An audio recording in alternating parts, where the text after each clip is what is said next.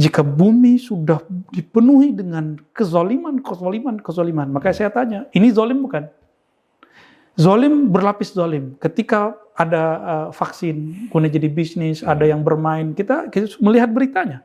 Kita bukan main hoax. Ya, kita mendengar berita ada yang nyuntikin tadi tidak benar.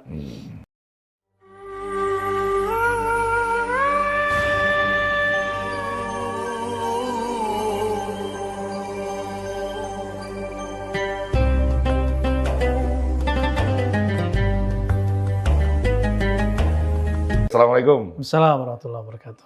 Luar biasa Buya nih hari ini nih. Hartanya yang luar Semakin kelihatan Buya itu sebagai sebuah pejuang.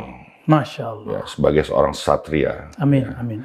Mudah-mudahan kita ini bisa berjuang bersama dengan Buya Ar-Razi. Amin ya Rabb. Buya, kita ngomong tema kita hari ini adalah wali-wali Allah yang turun tangan kelak nanti di akhir zaman. Ya.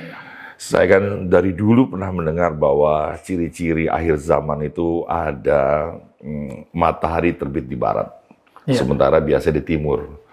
Nah ini pengertiannya, ini pengandaian atau ini apa ya Bu ya? Saya pernah mendengar kabar bahwa nanti orang barat yang dibilang itu banyak kafir, tiba-tiba dia memeluk agama Islam. Atau bagaimana Bu ya ini? Baik. Bismillahirrahmanirrahim. Alhamdulillahirrahmanirrahim. Wassalatu wassalamu ala sayyidil mursalin wa ala alihi wa ashabihi ajma'in. Hadis tadi, Bang Dik, itu bisa dibaca dengan dua pendekatan. Ya. Pertama, pendekatan yang zahir, bahwa benar-benar terbit dari barat. Oh ya. Dan itu jumhur, mayoritas ulama seperti itu. Namun ada pendekatan lain, interpretasi, salah satu cara mensyarah hadis, mengartikan bahwa nanti sang pelita itu akan menyebar sampai ke barat. Saya sebagai orang yang santri hadis, jadi jangan dikira saya guru besar Bang Dik. Kalau perut besar sih Bang Dik lebih besar dari saya. Tolong diedit itu. Yang tepat itu makna yang pertama. Namun mengenai kebangkitan di timur, ada cahaya di barat, itu memang ada hadis yang lain, bukan hadis yang barusan. Jadi mohon maaf saya harus meluruskan. Ya. Di dalam beberapa riwayat yang derajatnya tidak sampai sahih, tapi minimal hasan, Nabi menyebut kebangkitan ada dari arah timur. Tapi jangan GR dulu. Dajjal, Kazzab, itu juga dari timur. Jadi sama-sama dari timur. Waduh. Jadi orang beriman, seberiman-imannya keimanan ada di timur, sedajjal-dajjalnya juga ada di timur. Gitu. Iya. Lalu dalam hadis Nabi itu dikatakan bahwa nanti tentara Al-Mahdiyin menaklukkan barat tidak dengan perang, cukup dengan takbir. Berarti takbir yang mereka lafazkan, ini beda dengan takbir-takbir saya dan takbir Bang Dik harian ini. Takbir kita, semut pun tidak pernah respect kepada kita. Apalagi musuh, apalagi satu benua barat, nggak mungkin. Benua Eropa, Australia, Amerika. Takbir seperti apa yang bisa menundukkan itu? Nah ini yang sedang dipersiapkan oleh para kekasih-kekasih Allah itu. Yang dulu ketika Nabi Muhammad sudah dihunuskan pedang dalam hadis Imam Bukhari, lalu orang itu bertanya, musuh ini bertanya, siapa yang melindungi engkau daripada pedangku? Apa jawaban Nabi Muhammad SAW? Allah. Langsung lemas. Allah. Tambah lemas. Yang ketiga dia langsung jatuh. Masya Allah. Ini dalil paling kuat yang bisa membuat saya paham kenapa nanti benua-benua yang jauh di sana itu bisa ditaklukkan dengan takbir. Barangkali yang paling tepat untuk menyebutkan barat hadis yang tadi. Bahwa barat itu karena mereka negeri yang intelektualnya bagus, mereka kritis, mereka ketika melihat cahaya keilmuan, nur kesantunan, nur ma'rifatullah, itu mereka akan menerima tanpa perlu perang. Luar biasa. Sebelum jauh nih, pengertian wali sendiri dulu deh. Wali, karena kita tahu ya wali nikah yang mewakili kedua pasangan, wali murid yang mewakili murid yang bersekolah di sekolah dasar, SMP, SMA dan lain-lain. Tapi kalau wali Allah tuh apa sebenarnya?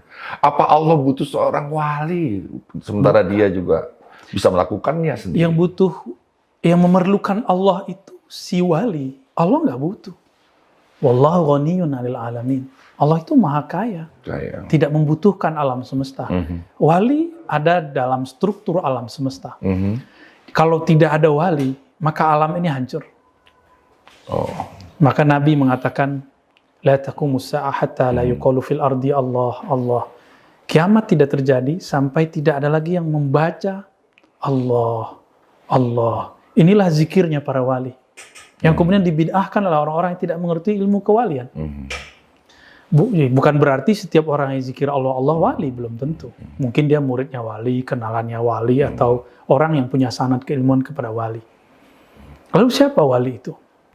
Saya jawab dengan hadis, lalu dengan Quran. Karena nanti nyambung. Nabi ditanya dalam sebuah riwayat Abu Nuaim, Man awliya Allah? Siapakah wali-wali Allah itu? Lalu Nabi ditanya, menjawab, Man idza ru'u dzukirallah. Orang yang jika engkau pandang, engkau visualkan, engkau ingat, membuat kamu terhubung, terkoneksi kepada Allah. Wow. Siapa kira-kira Bang Dik? Jawab sendiri dalam kalbu ya. Buya. Jangan bilang saya. Saya hamba Allah. Ya hari ini kan saya memandang Buya. Kalau kameramen terhalang oleh lampu. Imam Ibn Athaillah Sakandari itu menyebutkan bahwa wali itu ada di sekitar kita. Tadi kan Bang Dik mengandai-andai. Soal sepatu, jangan-jangan orang-orang yang sekitar kita. Menjelaskan fenomena ini, Ibn Athaillah Sakandari yang wafat 79 Hijriah. Sekarang 1443. Ini kaidah beliau bisa kita pakai dari hikam. Subhanalladzi satara sirral khususiyah bizawahiril basyariyah. Maha hebat Allah. Subhanallah itu artinya maha hebat. Maha hebat. Maha hebat, maha canggih Allah. Yang menyembunyikan, yang menyisipkan, menyempilkan, kalau bahasa orang Jawa, kekasih-kekasihnya, rahasia-rahasianya pada orang-orang yang secara zahir berpenampilan seperti manusia biasa. Mungkin dia seorang kameramen, ya nggak? Mungkin dia seorang seniman, mungkin dia seorang yang zahirnya kita lihat bermaksiat, tapi ternyata batinnya selalu koneksi dengan Allah dan dia mencari jalan kepada Allah. Karena wali itu ditentukan langsung dengan ilmunya yang qadim. Wali itu, walaupun secara zahir itu proses seseorang menjadi wali, tapi batinnya itu sudah ada dalam ilmu Allah. Fudail bin Iyad, walaupun beliau mengalami proses pernah menjadi preman, pernah menjadi seorang yang paling nakal di dunia. Jika ada orang bawa barang, itu dia rompak. Kalau di laut itu perompak. Kalau di jalan dia menjadi qat'ut thariq, penyamun, maling. Untuk apa? Untuk dibagi-bagikan juga. Bukan untuk dirinya sendiri. Mirip-mirip Sunan Kalijaga. Tapi Allah menginginkan lain. Batin dia selalu bergelisah. Kayaknya bukan ini yang aku cari. Maka kita jangan GR dulu. Jangan merasa sok suci dulu dengan ketaatan kita yang ada. Siapa tahu orang-orang yang kita anggap hina hari ini, mereka lah kekasih-kekasih Allah. Nanti di saat kita berubah jadi durhaka, mereka menjadi kekasih-kekasihnya. Masya Allah. Kemurahannya Allah. Lalu yang kedua ayat Al-Quran. Siapakah wali Allah? Ala inna awliya Allah la khaufun alaihim wa lahum yahzanun. Ketahuilah Allah. Allah itu kayak orang bilang, halo, hey, gitu ya. Allah. Nyapa. Hey, ketahuilah. Ini pengumuman dari Allah. Wali-wali Allah itu, orang-orang yang di kolbunya ada kestabilan rohani, kematangan rohani. Orang yang matang itu dia tidak krusak-krusuk. Krusak-krusuk cari Imam Mahdi. Enggak. Tenang. Tidak was-was. La khauf. Walaupun berat, ini zaman kita sangat berat. Belum lagi pandemi, belum lagi vaksin yang ada yang memalsukan vaksin. Ada yang menyuntikkan sehari itu ternyata bukan vaksin. Betul-betul belum lagi nanti orang-orang yang menari dalam penderitaan masyarakat sekarang. Kita nggak usah panik. Emang beginilah alam. Semakin kacau, semakin zalim, semakin dekat kemunculan Dajjal dan Mahdi. Berarti wali-wali Allah semakin banyak. Dan sekarang ini masa, Bang Dik. Allah cabut para ulama, Allah angkat para wali, berarti harus ada yang bertugas. Ada pergantian. Wah, karena tidak ada satu saat di muka bumi kecuali ada kekasih-kekasihnya. Dan itu berganti. Malaikat aja ada shift-shiftnya. Pagi, sore, pagi, sore. Masya Allah ya, berarti ada lowongan ya buat jadi wali. Mau daftar dulu. Tapi kenapa ente pada pengen jadi YouTuber sih? Ingin jadi kekasih Allah. Masya Allah. Buya, sebelum kita jauh tentang wali-walinya, ada wali kecil, ada wali besar. Ya, wali kecil ini penting untuk mengingatkan bahwa Sunan Gunung Jati itu wali besar, Wali Songo itu wali besar. Tanpa wali kecil ini kan tidak ada wali besar yang menunjukkan. Nah, wali kecilnya yang seperti apa kira-kira ya? Kembali ke ayat tadi dan hadis tadi. Ayat itu menyebutkan orang itu tidak takut dan tidak galau, tidak ada rasa sedih yang berarti. Wow. Bang Dik ketika masuk ke satu negeri, yang di negeri itu kita kenal dengan penguasa negeri. Takut nggak masuk ke negeri itu? Ya. Nggak takut nggak? Kita kenal baik. Tapi? Kita masuk ke satu kampung, satu negeri, dan kita punya akses kepada pemilik kampung. Ya nggak takut lah. Nggak takut. Kenapa? Kenal. Dekat, kenal. Jadi kalau ada orang ganggu gimana? Bilangin aja sama dia. Nah, kira-kira begitu. Waduin lo. Maka kewalian itu bukan masalah ibadah yang banyak. Tapi? Bukan masalah penampilan yang horor pakai. Sengaja saya bawa tongkat hari ini. Ini salah satu pencirian Nabi dulu bertongkat, Nabi Adam bertongkat, Nabi Musa bertongkat, Nabi Muhammad pun bertongkat. Para guru-guru kita hampir semua masyayikh Bu ya ngomong begini semua pakai tongkat besok. Iya Bu ya. Nggak usah dulu. Laku Bu ya kasih tongkat sekarang. Bukan berarti wali itu mesti bawa tongkat. Nanti ada saatnya semua mereka bertongkat. Nabi Musa punya tongkat, bukan tongkatnya yang sakti. Tapi ada perintah ilahi mengatakan, "Hei Musa, pukulkan tongkatmu." Jika tidak ada kalam ini, maka tongkat itu sama dengan tongkat-tongkat yang lain. Tapi itulah tongkat paling mulia di zamannya. Yes. Setelah muncul Nabi Muhammad, maka tongkat yang dipegang Nabi Muhammad lah yang paling mulia. Karena beliau pegang kemana-mana, beliau bawa kemana-mana. Tapi ini pencirian yang zahir. Jangan terjebak, wali itu bukan pencirian yang zahir. Tapi seperti yang dikatakan Ibnu Athaillah, Allah sembunyikan. Maka wali ini kita bagi 3, Bang Dik. Menurut kitab-kitab yang kita baca, Awariful Ma'arif, Imam Surawardi, jadi ini bukan ilmu baru, dan saya wajib menyampaikan. Kenapa? Karena Indonesia sudah menampilkan wali aneh-aneh. Seperti dulu Al-Habib Ja'far Assegaf, dan itu dikasih panggung oleh teman-teman kita Nahdiyin. Lah, akhirnya orang kan mempertanyakan kekiaian para Nahdiyin, walaupun saya bukan bagian dari struktur itu, tapi guru-guru saya kan banyak dari mereka. Saya harus menjelaskan secara metodologi keilmuannya, posisi Habib Ja'far Al-Kaf ya, itu di mana? Kewalian bagian mana? Belum lagi, dan uniknya ini habaib semua, Bang Dik, zuriat Nabi. Dan kita sebenarnya menunggu penjelasan dari para habaib sendiri. Tapi karena belum ada yang menunggu, pertanyaannya sudah datang kepada kita, dan alhamdulillah Allah sudah memberikan bahan-bahannya oleh guru-guru kita dan kitab-kitab yang ada, ya kita jelaskan. Walaupun di sana, luar sana ada yang keberatan, tapi kalau kita nggak jelasin, siapa lagi yang jelasin? Yes. Ya. Mau ditutup-tutupin terus. Mau nanti orang akan menghujat yang, kalau dia benar-benar wali, kita hujat bagaimana? Contoh, ada seseorang yang dianggap gila oleh orang yang nggak ngerti. Ternyata dia wali, gimana? Jadi gila bisa dia. Bahaya. Karena masuk ke dalam hadis Imam Bukhari, man adzali waliyan atau man adali waliyan faqad azantuhu bil harb. Yang memerangi waliku, aku akan perangi balik dia. Berani Bang Dik.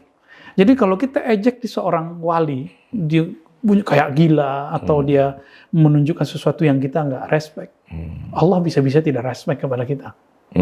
Maka wali kita bagi 3. Ada wali yang disebut wali wali umum. Maka semua orang beriman yang percaya kepada Allah, ini adalah wali Allah.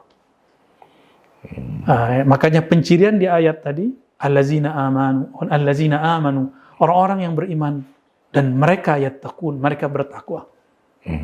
Tapi yattaqun itu di situ aktif ya, dia selalu berusaha menjaga ketakwaan dan dia takut ketakwaan itu hilang dari dirinya. Berarti orang beriman belum cukup.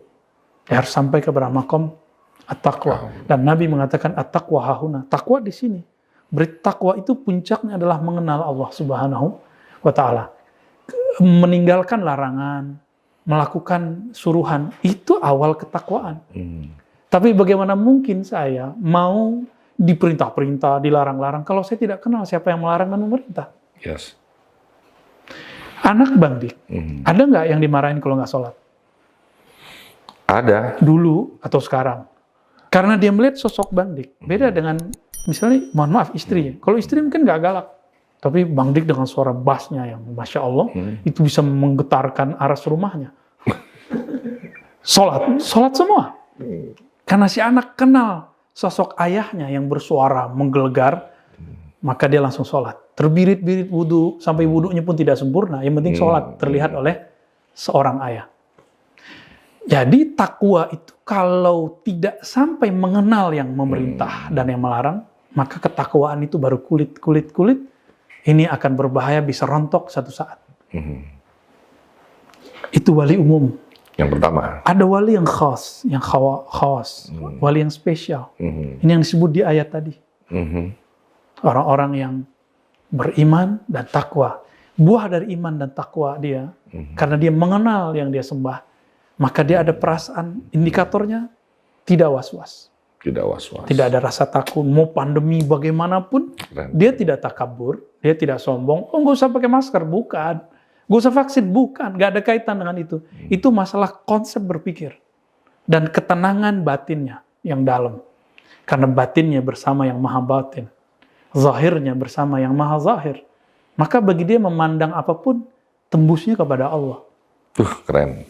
Itu yang kedua, Bang Dik. Yang terakhir? Inilah yang berat ya. Semoga kita bersama mereka ya. Yes. Mereka yang dititipkan, diberi tugas oleh Allah untuk mengemban sir ma'rifatnya. Mereka lah para rasul, para nabi, dan para wali-wali spesial. Di kalangan sahabat itu Abu Bakar, Umar, Utsman, Ali.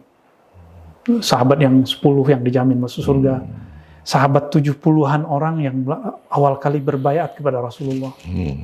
Maka nanti sebelum masa-masa itu terjadi, orang-orang seperti ini akan muncul. 4, 70, 313. Puncaknya nanti ketika Nabi SAW haji wada, 124.000. Itu jumlah wali-wali besar. Nah, inilah mereka yang khawasul khawas. 124.000, sejumlah dengan jumlah para nabi. Apa dalilnya? Al-ulama warasatul anbiya. Ulama itu pewaris para nabi. Jika nabi itu jumlahnya 124.000, maka ulama juga nggak jauh-jauh dari sana. Ulama yang wali. Berarti ada ulama yang ubaru. Masya Allah. Yang bukan wali ya. Jadi teman-teman nih, kita bisa mengukur sendiri kewalian kita ya. Di antaranya adalah lahir ketenangan dalam diri kita, jiwa-jiwa kita itu tertuntun benar-benar dari cahaya Nur Muhammad dengan segala petunjuknya, sehingga kita tidak pernah gampang dalam keadaan apapun gitu ya. Dan Royal, kamu jadi wali nggak usah pakai tongkat lah, ya, pakai monopol aja ya, sesuai dengan kameramen ya pakai tripod gitu ya. Buya, kalau kita mengenal nabi-nabi itu dari Jazirah Arab, nabi-nabi dan rasul, kenapa tanah air kita ini penuh dengan wali-wali? Masya Allah. Ada 9 wali sebagai sebuah kode ayat, tanda-tanda. Ini ada apa ya, Bu ya? Sebelum kita ngomong tentang jenis-jenis wali lah ya. Masya Allah. Ya. Nanti ada pencirian yang lain dari wali. Tadi kan 3 strata. Mau yang mana dulu? Itu dulu pencirian. Mumpung masih. Kenapa dulu ya? Kenapa dulu? Nanti baru masuk ke macam-macam wali. Kenapa di negeri kita banyak cerita-cerita kewalian? Ya. Sebentar Buya, tadi Buya mau ngejelasin wali Ja'far nggak tuh?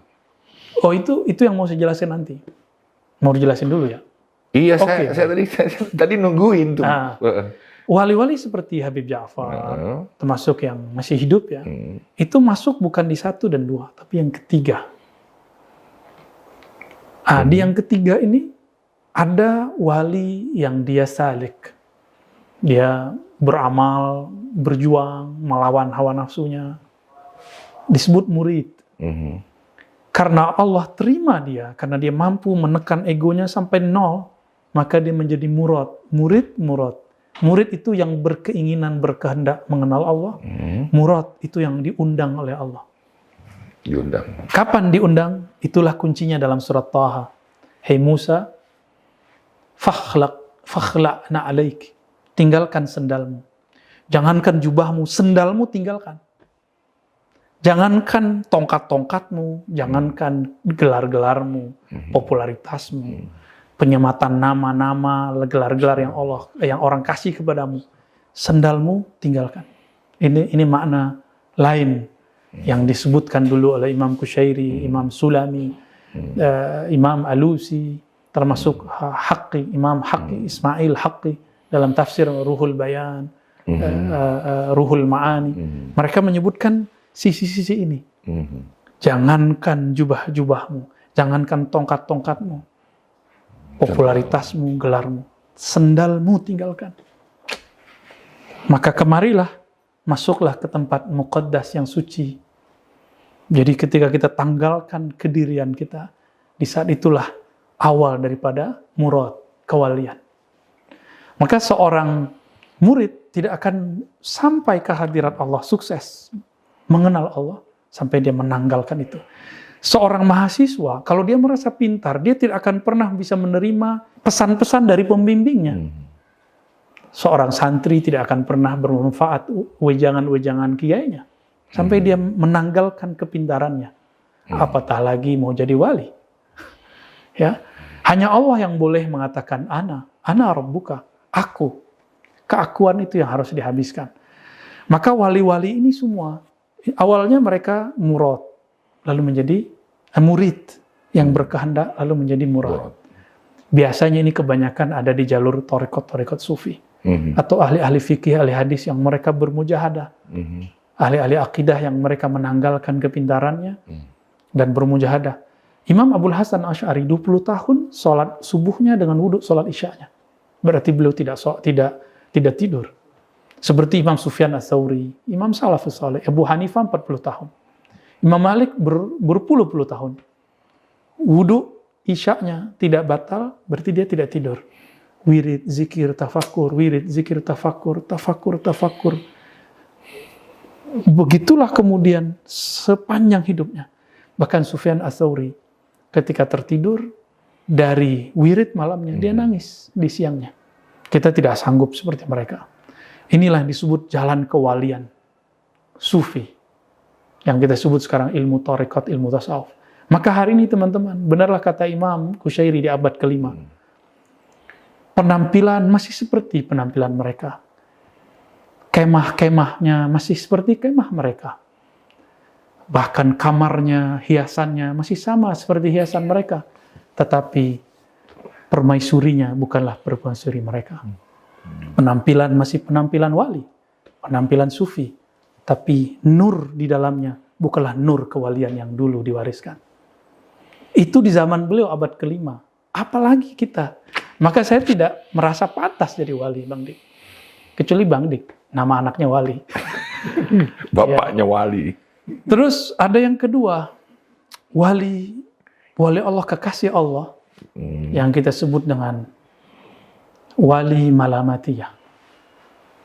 Malamatiyah atau mulamiyah. Ini dibuat kaedahnya oleh Imam Suhrawardi, ahli hadis, al-hafiz, al-faqih, murid juga dari Imam Al-Qutb Rabbani Abdul Qadir Jilani. Apa kata beliau? Saya suka baca kitab beliau karena disusun dengan metode gabungan ahli hadis, ahli akidah, ahli tasawuf. Indah sekali baca kitabnya, 2 jilid. Apa kata beliau di sana? Malamatiyah itu man la yudminu syarran, yang tidak pernah menyimpan keburukan. Kullu ma siwallah syarr. Segala selain Allah itu buruk. Kecuali yang ada nur Allah di dalamnya. Mereka tidak pernah menyimpan sesuatu pun di kolbunya selain Allah. Tetapi la yuzhiru khairan. Dia tidak pernah menampilkan kesolehan zahir. Maka wali-wali inilah yang diceritakan oleh Imam Nuthailah tadi. Dan mereka ini lebih misterius daripada wali-wali biasa. Lebih dalam, karena dia sanggup menyembunyikan kewaliannya di saat orang-orang euforia dengan pengalaman batinnya, penemuan-penemuan keilmuannya. Dia menahan. Itulah makna yang disebutkan dalam Al-Quran. Wastaqim kama umirta. Hai Muhammad, kata Allah, tahan apa yang aku perintahkan kepadamu, sebagaimana engkau diperintahkan. Itulah yang Nabi katakan, syayyabatni hudun wa akhwatuha. Karena surat Hud ini, kata kalimat ini, sabar, tahan, jangan ember, jangan cerita kepada orang yang bukan ahlinya. Itu membuat Nabi beruban. Jadi Nabi tidak beruban karena istrinya 9, Bang Dik. Duh, jadi saya bingung. Tapi Nabi beruban karena memikirkan hal itu.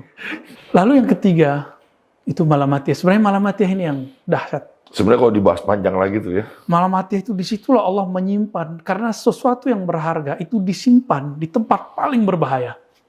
Sehingga orang mengira bahwa, orang masa dia sih? Masih dia sih? Gitu. Jadi tempat penyimpanan paling hebat itu adalah tempat yang menurut orang paling berbahaya. Dan Allah menyisipkan mereka di tengah-tengah orang-orang ini. Jadi kalau mau cari wali begitu, bukan di Zawiyah, bukan di Cafe Rumi ya, bukan di Zawiyah, bukan di Ribat Nuraniyah, bukan. Tapi di tengah kehidupan kita ini, orang-orang ini, mungkin dia berpenampilan yang menurut kita kan membayangkan wali itu zuhud, belum tentu dia berzuhud secara zahir. Wali itu di gunung, enggak ada. Dia mungkin di jurang. tapi baru kali ini ya podcast ya, kameramen ikut ngomong. Terus, dan Allah menitipkan rahasia-rahasia itu banyak sekali. Itulah yang disimbolkan Nabiullah Khidir ketika Sayyidina Musa alaihi salatu wassalam mengatakan, aku tidak kenal ada yang lebih tahu dariku. Secara intelektual itu benar. Nabi Musa tidak menemukan, maka dia tidak salah adab. Tapi secara spiritual, itu cara Allah untuk membuat pelajaran, memberi pelajaran untuk Nabi Musa. Walhasil diberikan penanda. Coba, apa hubungannya antara ikan dengan Nabi Khidir? Apa hubungannya? Kan nggak ada. Iya. Maka hubungan-hubungan yang puzzle seperti inilah yang bisa disadari oleh orang-orang tertentu mengenai man huwal wali al-malamatiyah. Rahasia-rahasia itu ya. Wali-wali Malamatiyah yang megang rahasia itu. Ya. Kalau yang pertama tadi, ya kita tahu ya ada pimpinan Jam'iyah Thariqah di Jawa, ada di Sumatera, ada di dunia, yaitu jalur yang tadi yang pertama. Yang kedua, bahkan barangkali wali-wali sufi pun nggak tahu ini. Dan dia juga mencari sosok-sosok ini. Lalu yang ketiga, wali majzub. Nah, ini disebutkan dengan jelas di dalam kitab Imam Surawardi. Majzub, kalau bahasa Bang Dik, majdub. Jedub. Kalau saya wali kejedut. Wali majzub itu dari kata jazabah. Jazabah, menariknya. Majzub yang ditarik. Yang ditarik oleh cinta Allah, mahabbatullah. Yes. Cinta itu mungkin nggak kalau nggak kenal Bang Dik? Adakah cinta orang nggak kenal? Ada nggak? Ya karena saling mengenal. Kalau orang lagi kasmaran, perempuan kalau sudah sangat senang sama pasangannya, belum nikah ataupun sudah nikah, itu megang pasangannya seperti nggak mau lepas. Di depan orang dia ingin menunjukkan eksis, ini loh pasangan gua. Kita sebut kasmaran. Maka kalau boleh saya sebut wali majlis itu wali kasmaran, Bang. Wali kasmaran itu ukuran orang biasa nggak normal. Masa belum lakinya berani dia pegang-pegang, gitu-gitu. Dia tampilin di depan orang. Melakon seperti itu. Nah, wali majzub ini bahkan dia sendiri nggak sadar dia melakukan itu. Tapi batin dia hanya dipenuhi cinta Allah. Diamnya ingat Allah, tidurnya bertemu Allah. Begitulah setiap saat.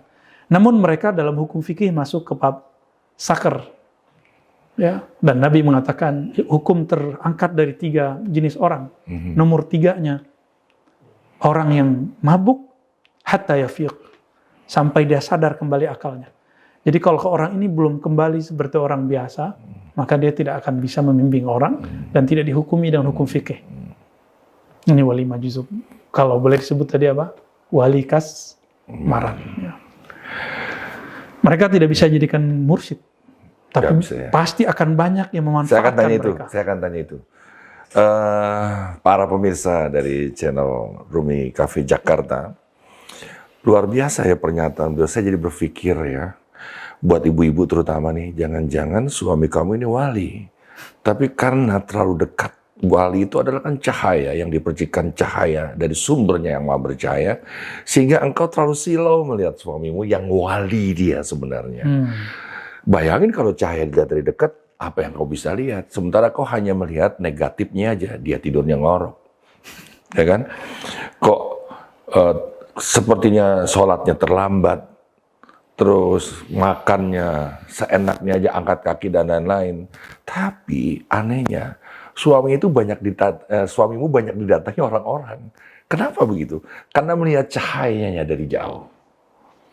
Nah, yang saya bingung, saya pernah dengar, ciri-ciri wali ini, duit sudah tidak tercium lagi wanginya.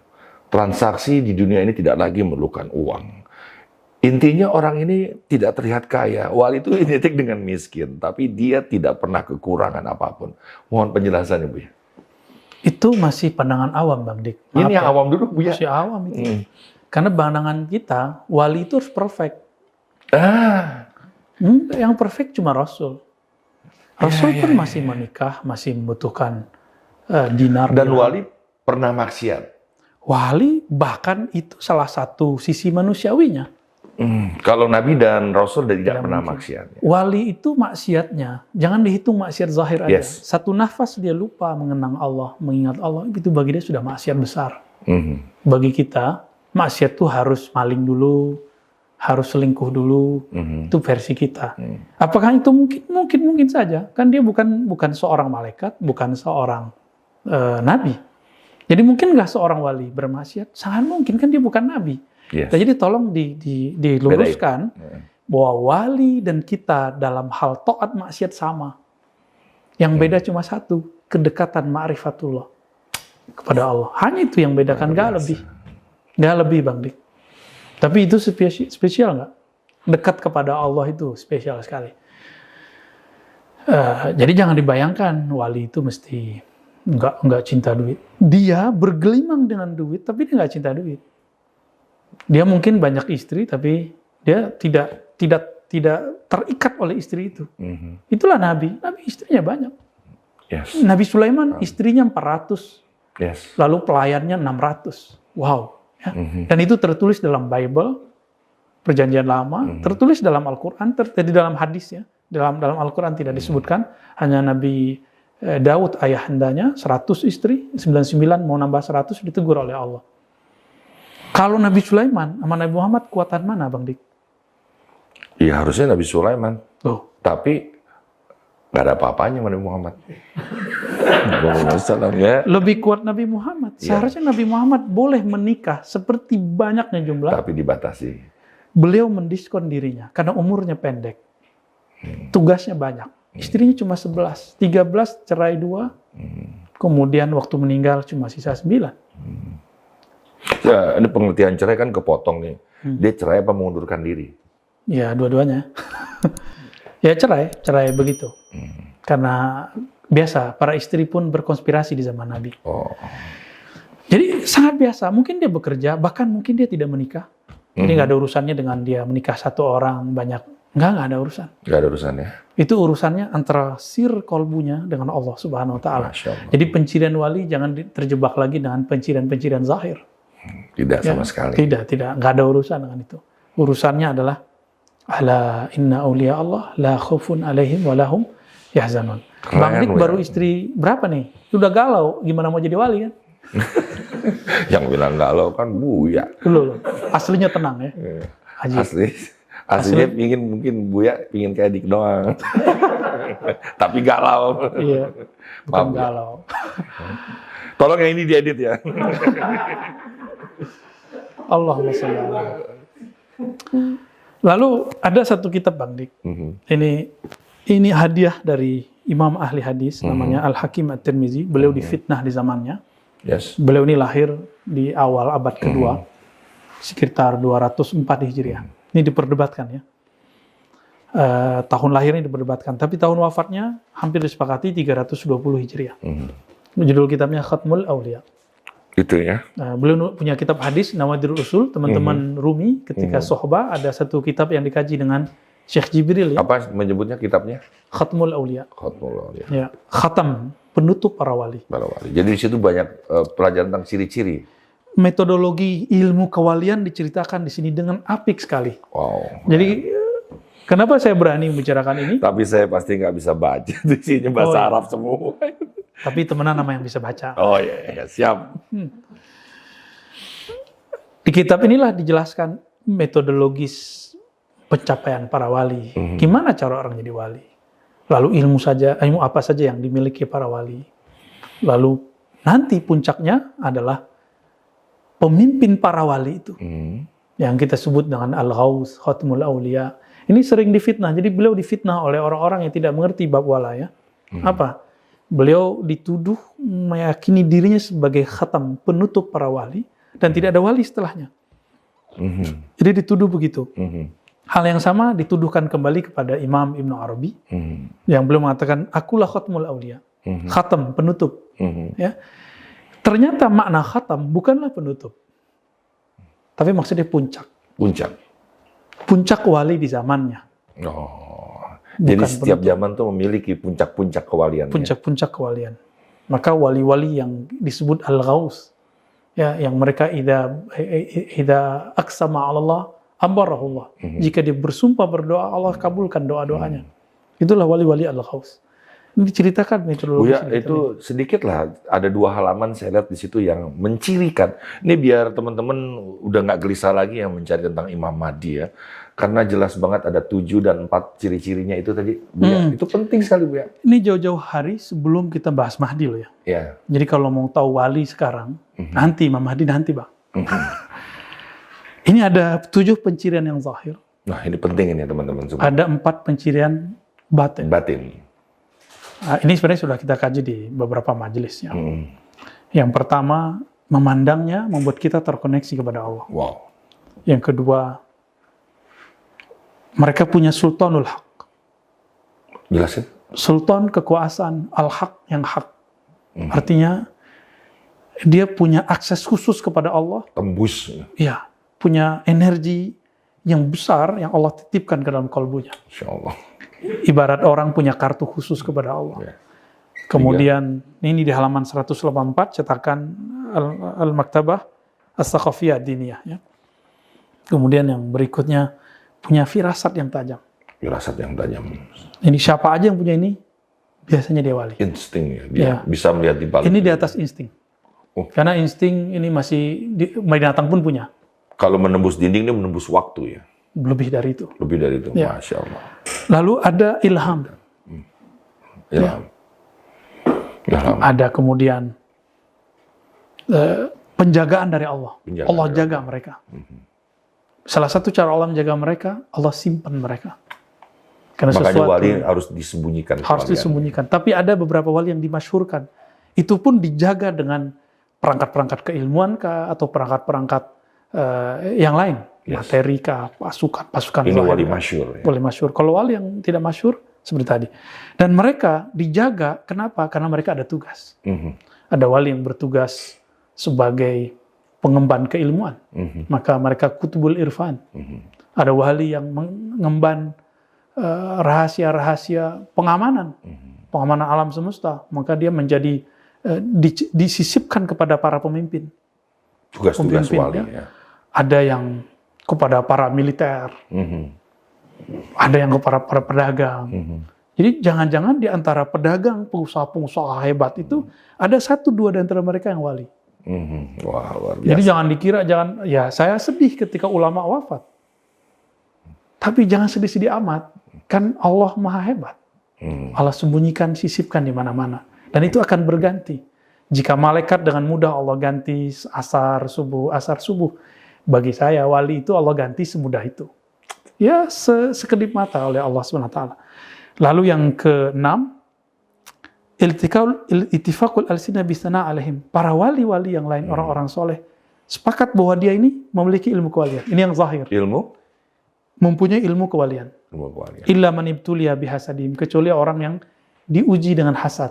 Masa situ wali? Gitu. Ya. Dan yang ketujuh ini yang paling penting. Allah beri karomah. Doanya mustajab. Yes. Tapi itu nomor 7 loh Bang. 7 ya. Nomor 7 ini saya bagi lagi. Ada karomah yang zahir, ada karomah yang batin. Maka yang batinnya disebutkan dalam ujung kitab Muhadatsatul Khidr. Bisa berkomunikasi dengan gurunya para nabi, selain Nabi Muhammad, itu berguru ke Nabi Khidr. Itulah gurunya para wali ntar. Di bab itu saya ingin bertanya, Buya. Kalau wali-wali punya kelebihan karomah, kan tugasnya dia menyelamatkan bumi yang hancur ini. Seperti mendoakan agar pandemi ini cepat selesai, atau Palestina dengan Israel segera selesai. Ini kemana mereka ini? Itu baru tadi yang zahir ya. Terus doanya dikemanain? Wali itu saya gantilah istilahnya. Orang yang kenal Allah. Orang yang kenal Allah.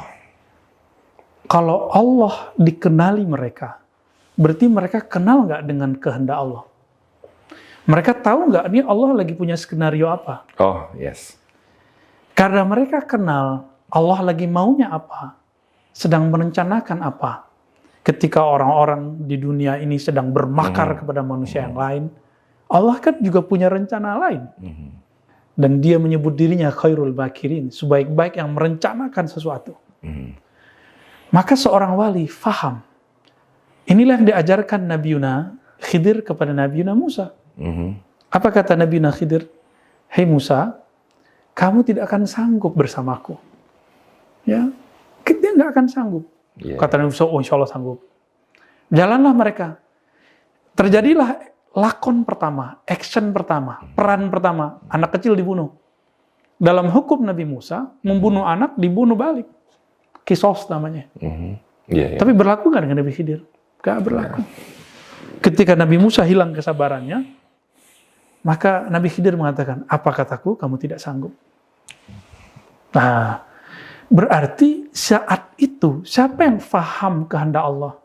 Nabi Musa faham hukum Allah, tapi Nabi Khidir paham kehendak Allah. Nah, ini dua ma'rifat yang berbeda. Yes. Maka orang yang disebut wali, dia paham kehendak Allah. Karena dia tahu kehendak Allah, dia tidak berani minta supaya pandemi diangkat hari ini, saat ini. Buya, saya jadi keinget Buya. Dengan doa Buya tadi barusan. Sahabat Rumi Cafe, saya ini pernah melihat ada orang dengan jubahnya yang luar biasa, keislamannya, terlihat nyata secara johir. Saya pikir ini salah satu kekasih Allah ini. Tapi begitu dia berdoa, saya nggak jadilah menganggap dia seorang wali yang spesial. Karena doanya begini, ya Allah, angkatlah pandemi ini ya Allah. Setahu saya, emang pandemi diturunkan oleh Allah, kenapa nyuruh Allah ngangkat pandemi kan gitu ya. Jadi gimana Bu ya? Ini sindiran Imam Abul Hasan Syadzili. Beliau hidup di abad ke-7 Hijriah, menitipkan sebuah doa yang perlu dibaca oleh orang akhir zaman. Doa ini terhimpun dalam hizib namanya Hizbul Bar. Ini oleh kita di sore ini, ya, siap malam ini. Apa kata beliau dalam doanya? Ya Rob, celakalah orang yang percaya kepada Engkau, dan celakalah dia, dan celakalah dia. Dia percaya, tapi dia tidak meridhoi kehendak-Mu. Berarti kebalikannya apa? Beruntunglah orang yang percaya kepada Engkau, lalu dia meridhoi kehendak-kehendak Engkau. Nah, ini titipan dari beliau. Kita, Bang Dik, percaya Allah nggak? Percaya. Allah sekarang menghendaki, mengizinkan ada orang berkonspirasi kah namanya, menyebarkan, saya nggak mau tahu itu urusannya apa. Yang penting sekarang pandemi berkembang. Ya kalau kita emang harus kemana-mana harus pakai vaksin, vaksin aja. Iya. Konspirasi, emang udah begitu. Kita secara zahir nggak bisa menang, tapi batin kita jangan pernah kalah. Ya, walaupun di antara kita nanti ada yang terkena hadiah virus, Bang Dik misalnya meriang gitu ya, jangan pernah was-was. Katakan, oh begini toh rasanya. Ya. Allah kayaknya lagi ngasih tahu nih, begini rasanya kena pandemi. Nggak usah putus asa, karena was-was saat orang kena pandemi itu lebih dahsyat daripada virus itu sendiri. Jadi, sederhananya, kemana mereka? Justru karena mereka tahu doa ini untuk nanti di akhir zaman.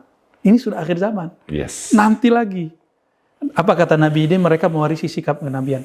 Inni khabba'tu da'wati. Hadis ini sahih. Aku menyimpan, mengundur doa-doaku.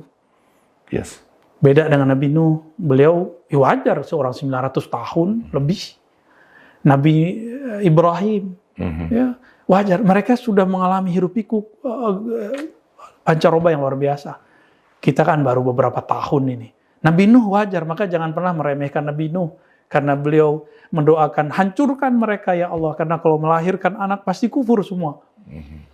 Saya memahami secara manusiawi, ini wajar karena beliau sudah 900-an tahun berdakwah. Ini baru 2 tahun kena pandemi, sudah nggak sabar minta.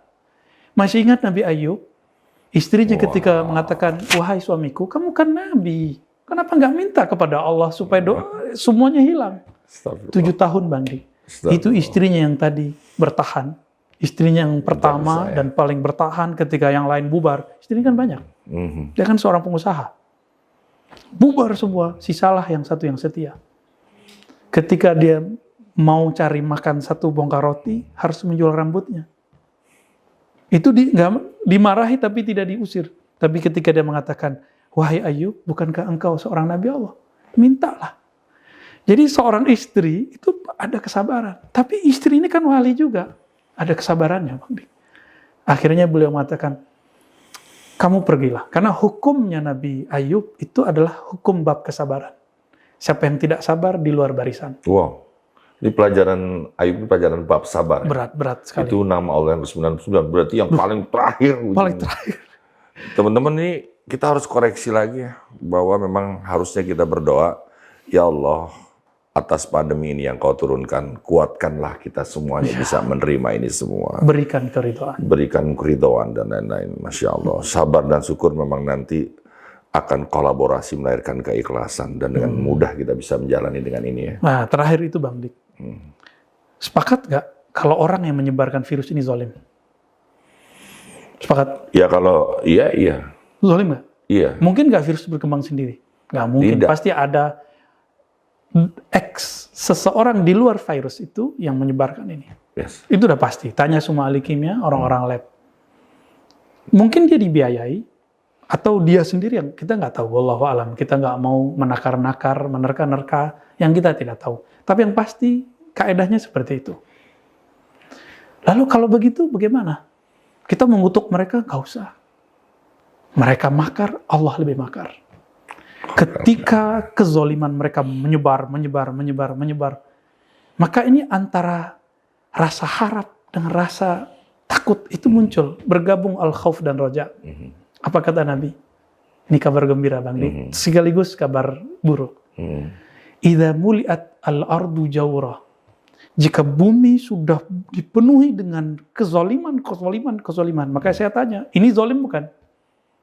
Zolim berlapis zolim. Ketika ada vaksin, kemudian jadi bisnis, ada yang bermain, kita melihat beritanya. Kita bukan main hoax. Ya, kita mendengar berita, ada yang nyuntikin tadi tidak benar. Wallahu alam, kita nggak tahu. Saya bukan orang-orang yang punya otoritas di sana, tapi miris dengan berita ini. Miris, tapi dalam batin hati berkata, apakah ini yang Nabi katakan? Ketika bumi sudah berkembang semua kezaliman. Adakah sekarang negara yang tidak dimasuki oleh pandemi namanya corona ini? Nggak ada. Semua masuk. Covid ini masuk semua. Maka kabar gembiranya, jika semua sudah muncul, Allah akan bangkitkan seorang juru selamat. Ini yang ditunggu-tunggu semua orang beragama. Insya Allah di lain waktu kita akan membahas. Masya Allah. Siapakah dia? Man huwa? Terakhir, Buya, kepada seorang wali, haruskah kita mencarinya saat kita berjumpa dengannya? Apa yang harus kita lakukan? Karena tadi Buya mengatakan dia tidak jauh dari kita. Dia berada di tengah-tengah masyarakat. Betul. Jika rezeki kita cari, rezeki yang zahir, kenapa rezeki yang batin kita nggak cari? Dan hadisnya jelas, man salaka tariqan, siapa yang menjadi salik, menempuh jalan, yaltamisu bihi ilman, yang dia mencari dalam perjalanannya ilmu. Ilmu itu salah satu aksesorisnya Allah. Maka wali-wali ini adalah aksesorisnya Allah Subhanahu wa taala. Yang harus kita cari manik-maniknya, mutiara-mutiaranya dari mereka. Maka Allah akan mudahkan jalannya ke sana, ke surga. Surga apa? Jannatul Ma'arif. Surga ma'rifat. Itulah surga di bumi. Surga di sana itu surga yang zahir. Surga yang sekarang surga ma'rifatullah. Surga zikrullah. Maka Nabi menyebut taman-taman yang menyebut nama Allah dengan surga, taman-taman surga. Wajib kita cari. Mungkin dalam pencarian ini kita akan nyerempet ke aliran ini, aliran itu wajar, torikot ini, torikot itu, gak ada masalah. Teruskan perjalanan, jangan berhenti. Jangan berhenti. Ragukan semua gerakan yang kita temui. Wah, benarkah ini? Jika benar, buktinya apa? Jangan terlalu cepat untuk menyimpulkan. Maka Allah nanti akan ambil kita dari murid jadi murad. Orang yang berkehendak jadi orang yang dikehendaki. Orang yang mencari menjadi orang yang diundang. Semoga nanti inilah masanya. Amin. Terima kasih Buya. Sama-sama. Banyak PR nih di kepala saya. Jujur aja. Dari orang yang tidak peduli jadi ingin tahu dan bingung sendiri akhirnya. Ya. Tadi secara Johir sudah jelaskan ciri-ciri wali. Secara ruhanianya juga belum ya. Belum ya. Next. Terus beliau udah ngomong tentang Imam Mahdi, ini bikin penasaran ya. Jadi sahabat-sahabat semua, tolong ini penting banget kita berbagi amalan. Jadi podcast dari Rumi Jakarta ini harus kalian share kepada sahabat-sahabat kerabat dekat. Suruh tonton ini agar mudah-mudahan ini bisa jadi membumi ya tentang pengetahuan para wali ya. Amin. Buya luar biasa Buya ilmunya Buya.